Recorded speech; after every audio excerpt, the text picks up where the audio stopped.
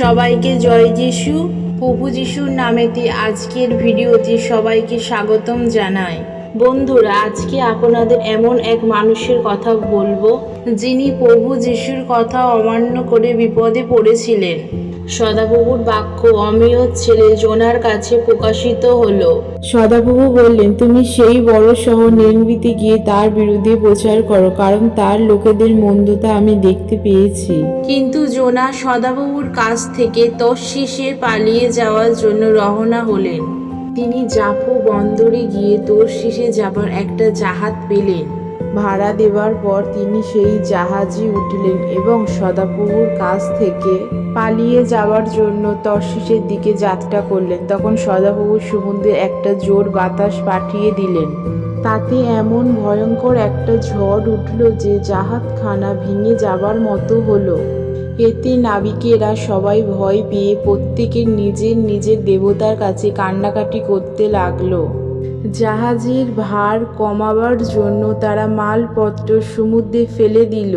কিন্তু এর আগেই জোনা জাহাজের খোলে নেমে গিয়ে শুয়ে পড়েছিলেন এবং তার ঘুম গাঢ় হয়েছিল। তখন জাহাজের ক্যাপ্টেন জোনার কাছে গিয়ে বললেন, তুমি কেমন করে ঘুমাচ্ছ? উঠে তোমার দেবতাকে ডাকো, তিনি হয়তো আমাদের দিকে মনোযোগ দেবেন আর তাতে আমরা ধ্বংস হব না। পরে নাবিকেরা একে অন্যকে বলল, কে এই বিপদের জন্য দায়ী তা দেখবার জন্য এসো, আমরা গুলিবাট করে দেখি।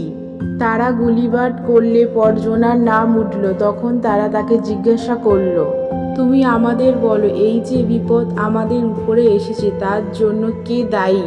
তুমি কি কাজ করো? তুমি কোথা থেকে এসেছো? তুমি কোন দেশের লোক? তুমি কোন জাতির লোক? উত্তরে জোনা বললেন, আমি একজন ইব্রিয়। আমি স্বর্গের ঈশ্বর সদাপ্রভুর উপাসনা করি। তিনি সাগর ও ভূমি তৈরি করেছেন। তিনি যে সদাপ্রভুর কাছ থেকে পালিয়ে যাচ্ছেন তা তারা জানতে পারল, কারণ তিনি সেই কথা তাদের বললেন। এতে তারা ভীষণ ভয় পেয়ে জিজ্ঞাসা করল, তুমি এ কি করেছো? সাগর অশান্ত থেকে আরও অশান্ত হয়ে উঠছিল বলে তারা তাকে জিজ্ঞাসা করল, সমুদ্র যাতে আমাদের জন্য শান্ত হয় সেই জন্য আমরা তোমাকে নিয়ে কি করব? উত্তরে জোনা বললেন, আমাকে তুলে সমুদ্রে ফেলে দিন, তাতে সমুদ্র শান্ত হবে। আমি জানি আমার দোষেই এই ভীষণ ঝড় আপনাদের উপর এসেছে। তবুও সেই নাবিকেরা তা না করে ডাঙার দিকে ফিরে যাবার জন্য সমস্ত শক্তি দিয়ে দাঁড় বাইতে লাগলো। কিন্তু তারা পারল না, কারণ সমুদ্র আগের চেয়ে আরো ভয়ঙ্কর হয়ে উঠল। তখন তারা সদাপ্রভুকে ডেকে বলল, হে সদাপ্রভু, এই লোকের মৃত্যুর জন্য আমাদের যেন মরতে না হয়। একজন নির্দোষ লোকের মৃত্যুর জন্য তুমি আমাদের দায়ী করো না, কারণ হে সদাপ্রভু, তুমি তো তোমার ইচ্ছা মতন কাজ করেছো। এরপর তারা জোনাকে ধরে সমুদ্রে ফেলে দিল। তাতে তোলপাড় করার সেই সাগর শান্ত হয়ে গেল।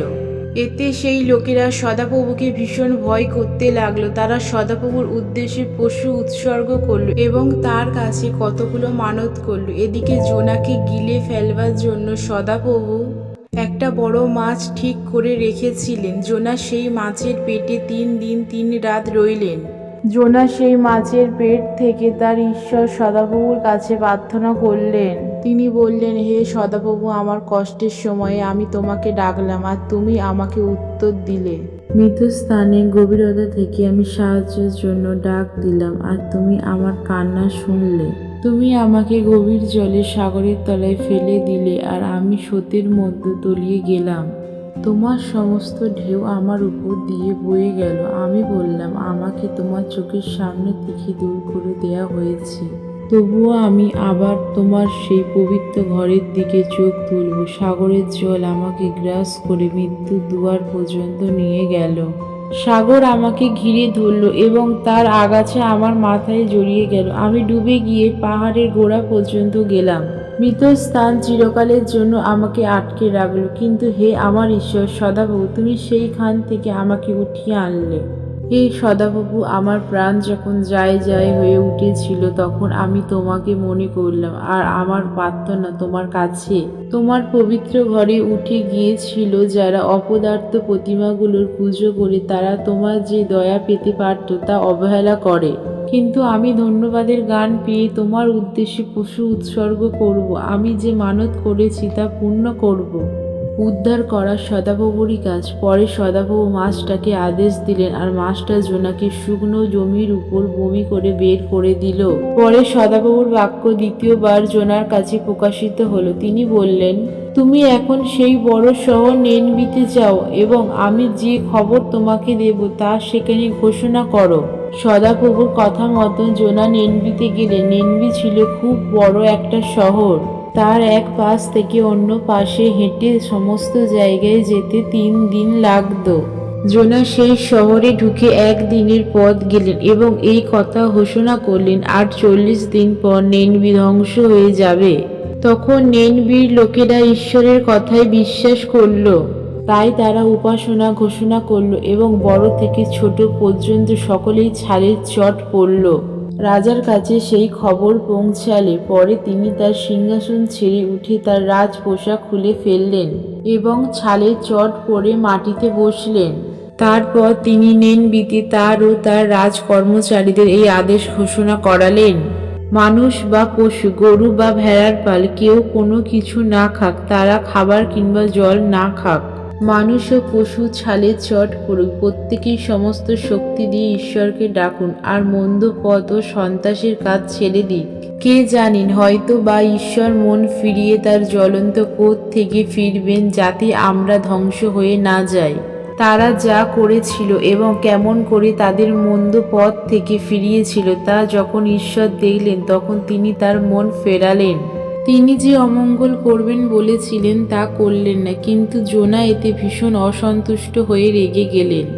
তিনি সদাপ্রভুর কাছে প্রার্থনা করে বললেন, হে সদাপ্রভু, আমি দেশে থাকতেই জানতাম যে এই রকম হবে। সেই জন্যই তো আমি প্রথমেই তোর শীষে পালিয়ে যাচ্ছিলাম। আমি জানতাম যে তুমি দয়াময় ও মমতাময় পূর্ণ ঈশ্বর।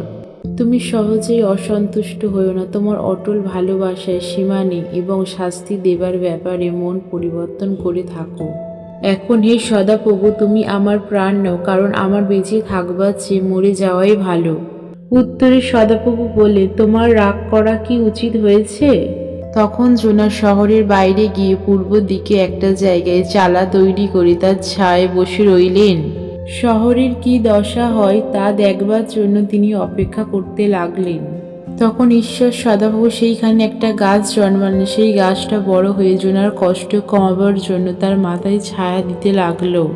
এতে জোনা সেই গাছটার জন্য খুব খুশি হলেন, কিন্তু পরের দিন ভোরবেলা ঈশ্বর একটা পোকা পাঠালেন।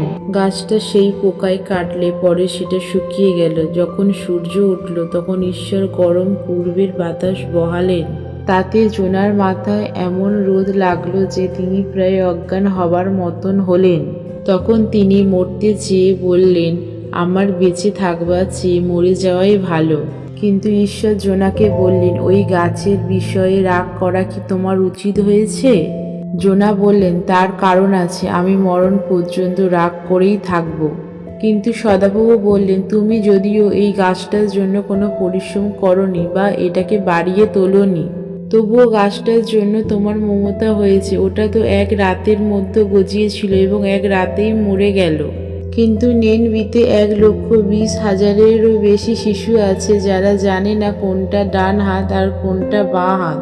এছাড়া অনেক গরু ভেড়াও আছে। তাহলে আমি কি করব? আমি কি ওই বড় শহরের জন্য মমতা করব না? ভাবো বন্ধুরা, এই কাহিনী থেকে বোঝা গেল যে মানুষ ভুল করে পাপ করলেও প্রভুর কাছে মন থেকে ক্ষমা চেয়ে নিজের পাপ স্বীকার করলে সদাপ্রভু তাদের নিনবির লোকেদের মতন ক্ষমা করে দেন।